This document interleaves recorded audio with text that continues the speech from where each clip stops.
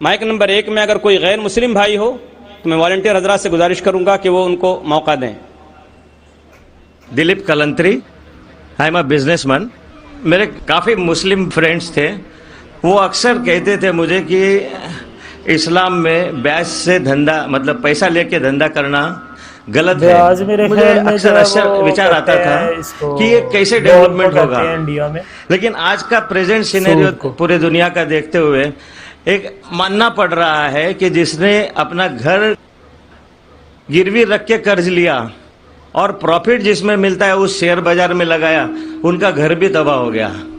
یہ جو سائنس آج آپ نے بتایا کہ اسلام ایک سائنس ہے، جیسے سائنس کے اوپر بھی کام کرتا ہے، تو یہ جو بات انہوں نے آج کے 1400 سال پہلے اگر کہی ہوگی کہ بیاج لینا غلط ہے، حرام ہے، اس کے پیچھے اس کی کیا فلسفی تھی، یہ میں جاننا چاہوں گا سر.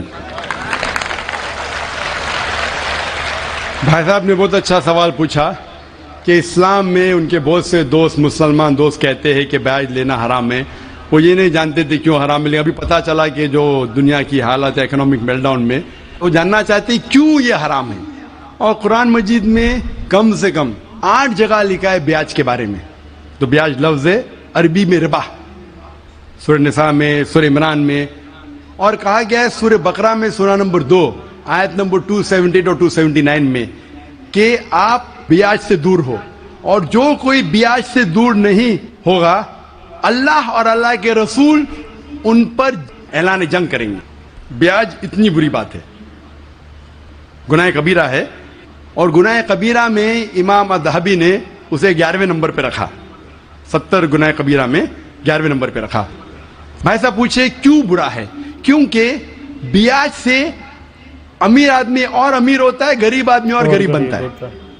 امیر آدمی اور امیر ہوتا ہے، غریب آدمی اور غریب بنتا ہے. عام طور پہ آپ جب لون دینے جائیں گے تو غریب آدمی کو لون کا ملتا ہے، اور امیر آدمی بتائے گا میرے پاس یہ، میرے پاس وہ ہے، تو اس کو لون ملتا ہے.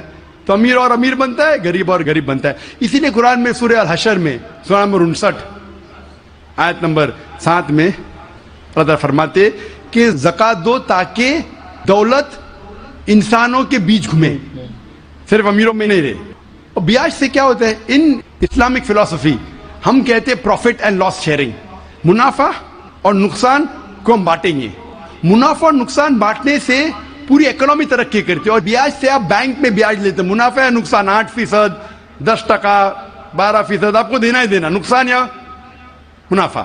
لیکن تو آپ دیکھتے شیئرنگ آف دا رسپانسبلٹی، اگر نقصان ہوا تو ہم نقصان شیئر کریں گے، پروفٹ ہوا پروفٹ شیئر کریں گے. بیاج میں کیا ہوتا ہے؟ مثال کے طور پہ بینک میں، میں ایک لمبی تقریر دے چکا ہوں اس پہ، ابھی وقت نہیں ہے، صرف یہ بولوں گا کہ بیاج میں کیا ہوتا ہے. مثال کے طور پہ بینک اے کے پاس سپوز 100 روپیہ ہے، وہ بینک بی کو 10 روپیہ رکھ کے 90 روپیہ دیتی ہے بینک بی کو. بینک بی اس میں سے 9 روپیہ رکھتا ہے، باقی کا 90% دیتا ہے بینک سی کو. بینک سی 10% رکھتی، 90% رکھتی ڈی کو، ڈی دیتا ہے ای کو.